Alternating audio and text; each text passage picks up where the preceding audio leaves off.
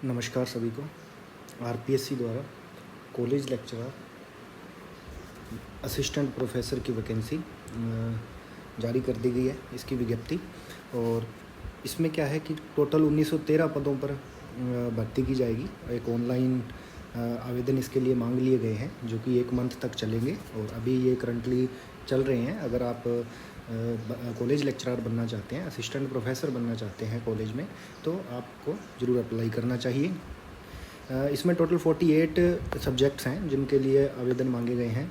इनकी डिटेल कुछ इस तरीके से है, जिसमें कि अपने इकोनॉमिक्स में टोटल 103 पोस्ट हैं और काफ़ी अच्छी वैकेंसी है, क्योंकि लास्ट टाइम सिर्फ 47 पोस्ट ही अवेलेबल थी। अब की बार डबल से भी ज़्यादा वैकेंसी है। इवन सिर्फ इकोनॉमिक्स में ही नहीं, काफ़ी सभी सब्जेक्ट्स में ही लगभग काफ़ी अच्छी पोस्ट रही है। किसी में तो 2 गुना, किसी में 3 गुना तक भी वैकेंसी आई है।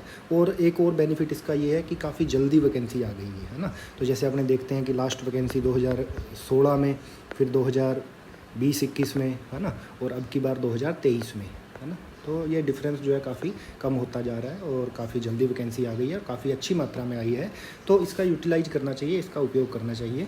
और इसमें हम देखते हैं कि क्या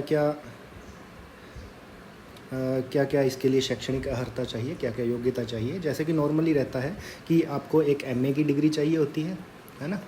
डिग्री भी, इसके ऊपर भी हम बात करेंगे कि कोई ये कंपलसरी नहीं होता कि आप उस चीज़ को आप आज जब आप फॉर्म भर रहे हो तभी आपकी एलिजिबिलिटी पूरी हो, है ना। एलिजिबिलिटी आपकी, ऐसा कोई ज़रूरी नहीं है कि जब आप फॉर्म भर रहे हो तभी आपकी एलिजिबिलिटी होनी चाहिए। 1-2 बातें हैं जो आपको ज़रूर ध्यान में रखना चाहिए कि एक तो एमए और एक नेट, है ना, नेट या जेआरएफ या फिर सेट, है ना, इनमें से कोई एक। तो बहुत से बच्चों में ये भ्रम रहता है कि अगर वो एमए अभी प्रवेश उन्होंने लिया है, जैसे एमए प्रीवियस उनकी हो गई है या एमए फाइनल में अभी उनकी कंप्लीट नहीं हुई है ना, तो क्या वो फॉर्म अप्लाई कर सकते हैं या नहीं कर सकते, है ना। या जिनका अभी नेट नहीं है ना, या सेट उनका अभी क्वालिफाई नहीं है, तो क्या वो एलिजिबल हैं वैकेंसी के लिए या नहीं है। ठीक है, तो इस चीज़ के ऊपर आपको बिल्कुल फ्री माइंड रहना चाहिए कि इस विज्ञप्ति में स्पष्ट लिखा हुआ है, स्पष्ट बताया गया है कि आपको इंटरव्यू की डेट से, आपको इंटरव्यू जब शुरू होगा, वो इंटरव्यू अप्रोक्सीमेट काफ़ी टाइम उसमें लग जाता है। जैसे पहले आपका 3rd पेपर होगा, है ना, जैसे यूजुअली जैसे लास्ट वैकेंसी में हमने देखा, जो कि जीके पेपर रहता है ना। फिर उसके बाद 1st पेपर और 2nd पेपर दोनों एक ही दिन में होते हैं, है ना। तो ये इकोनॉमिक्स के रहते हैं। तो इसमें कम से कम आपको टाइम लग जाता है। जैसे अभी इन्होंने डेट दी है कि ये जो भर्ती है ये अक्टूबर में ये इसका एग्ज़ाम करवाएंगे, है ना। तो अक्टूबर होगा और उसके बाद मान लो जब इसका आंसर की जारी होगी और उसके ऊपर मान लो ऑब्जेक्शन मांगे जाएंगे, फिर जाके रिजल्ट आएगा, इंटरव्यू के लिए आपको डबल या ट्रिपल क्वालिफाई किया जाएगा, तो उसमें थोड़ा काफ़ी टाइम लग जाता है। तो मान के चलिए कम से कम 6 मंथ आपको रिटर्न के बाद मिल जाएंगे, जिसमें कि काफ़ी ऑप्शंस आपको मिलेंगे। तब तक आप अपना सेट क्वालिफाई कर सकते हो या नेट क्वालिफाई कर सकते हो। और इवन अगर आप एमए अपीयरिंग भी हो अभी, जैसे मान लो आप एमए फाइनल में हो, आपकी कंप्लीट नहीं है, तो उस एमए को भी आप उस टाइम में कंप्लीट कर सकते हो। तो इस भ्रम से दूर रहना है कि अगर आपकी एमए नहीं है तो आप फॉर्म नहीं भर सकते, और अगर आपका नेट सेट नहीं है तो आप फॉर्म नहीं भर सकते। आप फॉर्म भर सकते हैं, आप एलिजिबल हो, बट आपको ध्यान सिर्फ ये रखना है, कुछ एक कंडीशंस ये है कि आपको इंटरव्यू से पहले आपको अपनी सारी योग्यता जो है उनको आपके पास वो आपका जो डिग्री है वो आपके पास होनी चाहिए, नेट का सर्टिफिकेट आपके पास पहले होना चाहिए इंटरव्यू की डेट से। ठीक है, तो अब जैसे ये कुछ कंडीशंस हैं एमए का भी। जैसे एमए में ये है कि आपको 55 मार्क्स आपके 5% मार्क्स आपके होने चाहिए। कंडीशन है कि अलग अलग जो कैटेगरीज हैं उनको जो छूट वो मिलेगी, वो भी आगे अवेलेबल है कि 5% किसको है, 10% किसको है ना। तो मिनिमम जो क्राइटेरिया ये है कि आपको मास्टर्स में 55 डिग्री आपका होना चाहिए और कम से कम आपका नेट सेट क्वालिफाई होना चाहिए, है ना। और ये आपको मैंने पहले ही बता दिया, ज़रूरी नहीं है कि आप फॉर्म भरने की डेट से आपके पास हो, है ना। ये आपको चाहिए इंटरव्यू के टाइम। ठीक है, तो यानी अभी आप इसको अप्लाई कर सकते हो फॉर्म को। आई थिंक नेक्स्ट 27 अगस्त इसकी लास्ट डेट है फॉर्म भरने की। अभी जून चल रहा है ना, तो जून जुलाई है ना, जुलाई है, तो आई थिंक 26 जुलाई इसकी लास्ट डेट है ना, 1 मंथ है ना। 26 जून से इसके फॉर्म शुरू हुए थे, तो 1 मंथ तक इसका चलेगा। तो जुलाई इसकी लास्ट डेट है ना, जुलाई 26-27 जुलाई, वो अपने आगे देखेंगे इसमें जो भी ये डेट आएगी। तो 1 मंथ इसका फॉर्म भरने को मिला, आप इसको अप्लाई कर सकते हैं। तो और भी इसमें कुछ कंडीशंस हैं कि अगर आपकी 2009 से पहले आपकी पीएचडी है तो आपको इवन नेट से भी आपको एग्जाम्प्ट किया गया है कि आप नेट सेट आपके पास नहीं भी है तो भी, बट उसकी कुछ एक कंडीशंस हैं वो आपको इनको पूरा करना पड़ेगा, तभी आप उसके लिए एलिजिबल हो पाओगे। ठीक है। और उसके बाद जैसे हम देखते हैं कि जैसे ये अलग अलग 5% जैसे हमने देखा कि रिलैक्सेशन है ना, जैसे उनको अवेलेबल रहेगा जो अलग अलग इन कैटेगरीज से बिलोंग करते हैं। ठीक है। और उसके बाद है कि जैसे शैक्षणिक अर्थ है, जैसे देखो डायरेक्टली लिखा हुआ है यहाँ पे कि अंतिम वर्ष की परीक्षा में सम्मिलित हुआ हो या सम्मिलित होने वाला हो, है ना। जैसे अपने देखते हैं कि कॉलेज लेक्चरर और असिस्टेंट प्रोफेसर के लिए अपने को MA प्लस नेट या सेट होना चाहिए अपने पास। ठीक है। ये एलिजिबिलिटी रहती है मिनिमम। ठीक है।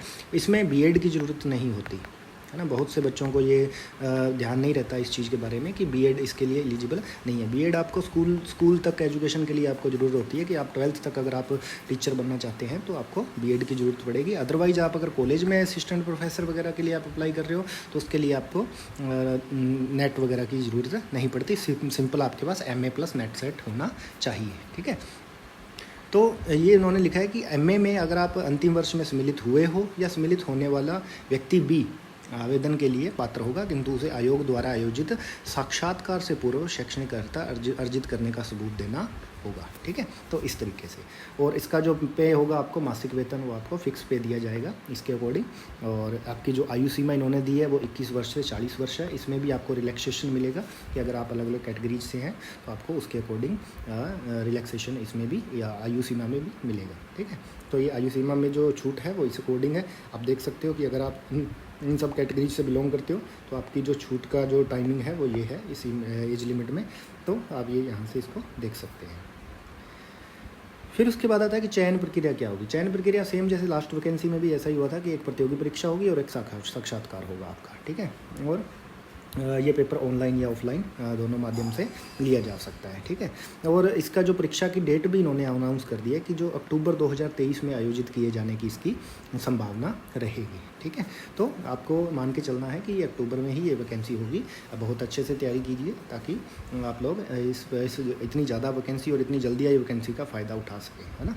तो इसके बाद जैसे आवेदन कर लिए, जैसे मैंने ऊपर बोल दिया था कि अगस्त बोल दिया था मैंने, तो उसको थोड़ा आप करेक्ट कर लीजिएगा कि 26, ये देखिए 26/6/2023 से 25/7/2023 तक आपके आवेदन की तारीख है। ठीक है। वो भी रात्रि 12 बजे तक। ठीक है। तो 25/7/23 तक इसकी लास्ट डेट है। तो आप इसको अप्लाई कर सकते हैं, भले ही आप MA में अभी अपीयर हुए हैं, भले ही आप नेट आपका अभी क्वालिफाई नहीं है, फिर भी आप इसकी फॉर्म को अप्लाई कर सकते हैं। तो आपके फॉर्म अप्लाई करने की तारीख 25/7/2023 है, जो 26/6/2023 से फॉर्म शुरू हुए थे। ठीक है। और ये कुछ इंस्ट्रक्शंस दिए गए हैं ऑनलाइन फॉर्म आवेदन करने के, आप इनको थोड़ा अच्छे से देख सकते हो। और शुल्क जो है उसका जो ये रहेगा, इन्होंने दिया है कि कितनी फ़ीस इनकी इसकी रहेगी सबके लिए, तो ये आप चेक कर सकते हैं, है ना। फिर उसके बाद आता है कि ये जो शेड्यूल रहेगा कि जैसे 75 मार्क्स का रहता है फर्स्ट पेपर, है ना, और 75 मार्क्स का ही सेकंड पेपर। जैसे अपने इकोनॉमिक्स का देखते हैं तो इकोनॉमिक्स फर्स्ट और इकोनॉमिक्स सेकंड, ये 2 पेपर रहेंगे। और जो थर्ड पेपर होगा वो होगा GK का पेपर, है ना, GK पेपर होगा, उसको थर्ड पेपर बोलते हैं। यूजुअली ये थर्ड पेपर पहले होता है और पहले जो ये इकोनॉमिक्स के जो पेपर हैं ये बाद में होते हैं, थोड़ा टाइम रहता है बीच में। तो अब की बार देखते हैं कैसा आएगा, वो शेड्यूल जारी होने पे अपने को पता चल जाएगा। तो आप राजस्थान GK जो आपका रहेगा वो 50 मार्क्स का रहेगा और 150 मार्क्स का रहेगा आपका इकोनॉमिक्स का, है ना, और 50 का आपका रहेगा GK। टोटल 200 मार्क्स का रिटर्न होगा और उसमें 24 मार्क्स का आपका क्या रहेगा, इंटरव्यू रहेगा, है ना। तो 24 मार्क्स आपके इंटरव्यू करेंगे। टोटल 224 मार्क्स इसमें रहते हैं, इसमें से आपकी मेरिट फाइनल मेरिट बनती है। ठीक है। तो अगर आप इकोनॉमिक सब्जेक्ट से इसका प्रिपरेशन कर रहे हैं तो ऑलरेडी अपने चैनल पे हमने तीनों पेपर्स के लिए कि आपको कौन कौन से अच्छे सोर्सेज, है ना, बुक्स कौन कौन सी आपको फॉलो करनी चाहिए, है ना, कौन कौन से अदर सोर्सेज हैं जो आपको देखने चाहिए इसके लिए, है ना। तो दोनों पेपर्स के लिए, इकोनॉमिक्स पेपर फर्स्ट के लिए और इकोनॉमिक्स पेपर सेकंड के लिए और इवन थर्ड पेपर GK के लिए भी डाल दिया गया है कि आपको कौन कौन सी अच्छी बुक्स हैं, कौन कौन सी सोर्सेज हैं जो आपको बहुत ज़्यादा हेल्पफुल करेंगे। स्पेशली इकोनॉमिक्स के लिए तो हमने इवन एक सिंगल टॉपिक के ऊपर डिस्कशन किया है कि इस टॉपिक को आपको कौन कौन सी बुक्स से आप पढ़ सकते हैं, है ना। तो आपको काफ़ी उस चीज़ से फ़ायदा मिलेगा। तो आपको उसका लिंक डिस्क्रिप्शन में मिल जाएगा, इवन आप प्लेलिस्ट में जाके भी इनको ढूंढ सकते हैं। और तो इस तरीके से तो इन कुछ भ्रमों से दूर रहना है कि आप फॉर्म अप्लाई एलिजिबल नहीं हो, अगर आपकी एमए नहीं है तो नेट नहीं है, तो इस तरीके से आप अप्लाई कीजिए, अपनी अच्छी तैयारी कीजिए। और लास्ट डेट जैसे आपको बता ही दिया है, फिर से बता रहे हैं कि 27 तारीख इसकी, 25 तारीख 7वें मंथ की इसकी लास्ट डेट है, तो इससे पहले पहले आप अप्लाई कर दीजिए। So thank you.